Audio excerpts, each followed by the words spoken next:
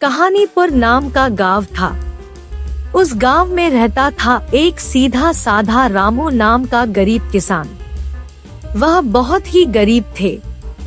उन बेचारों को कभी कभी एक समय का खाना भी नहीं खाने को मिलता था, जबकि वह दिन भर मेहनत से काम करता था। रामू के घर उसकी पत्नी ही उसके साथ रहती थी। एक बार क्या हुआ कि हमारा रामू खेत में खेती कर रहा था। तभी अचानक उसका जो कुदाल था वह एक जोर से किसी धातु से टकराया और तेज आवाज आई। बेचारा रामू चौंक के घबरा गया।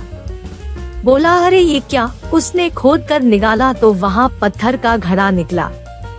खाली घड़ा और फूटी किस्मत। रामू सोचने लगा कि आखिर इस घड़े का मैं क्या करूँगा।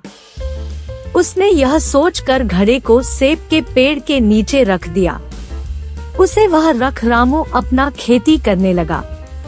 फिर दोपहर के समय वह अपना खाना लेकर सेब के पेड़ के नीचे खाने आ गया।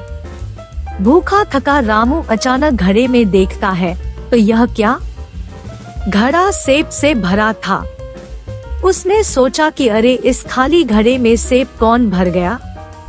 खैर, ज्यादा न सोचते हुए रामू सेब निकाल कर खाने लगा और फिर घड़ा रख दिया। वह अभी सेब खा ही रहा था कि तभी एक और सेब घड़े में गिर जाता। फिर से पूरा घड़ा सेब से भर जाता है। घबराया रामू पूरी तरह हैरान हो गया, लेकिन तुरंत ही समझा गया कि ये कोई ऐसा वैसा घड़ा नहीं, बल्कि निश्चित ही कोई जादुई घड़ा है। फिर कुछ विचार करके रामू घड़े को लेकर अपने घर ले जाता है। पत्नी पहुंचती है तो घर आकर रामू उसे जादुई घड़े के बारे में बताता है। पत्नी रामू पर बिल्कुल भी विश्वास नहीं करती और यह साबित करने हैं। यह सुन रामू एक चावल का टुकड़ा लेकर जादुई घड़े में डाल देता है और देखते ही देखते घड़ा चावल से भर गया था। पत्नी आश्चर्य से रामू को देखने लगी और खुश होकर रात का खाना खाया और सो गए। अगली सुबह रामू उस घड़े में कुछ सब्जियां डालता और सब्जियां निकालकर बाजार में बेचने का सोचता है। अब तो रोज ही ऐसा होता और फिर रामू मेहनत करके धन कमाया और बड़ा सा घर बनवा लेता है। गांव के सभी लोग चर्चा करने लगे कि कैसे रामू इतना अमीर हो गया, क्या उसके हाथ कुछ लग गया है।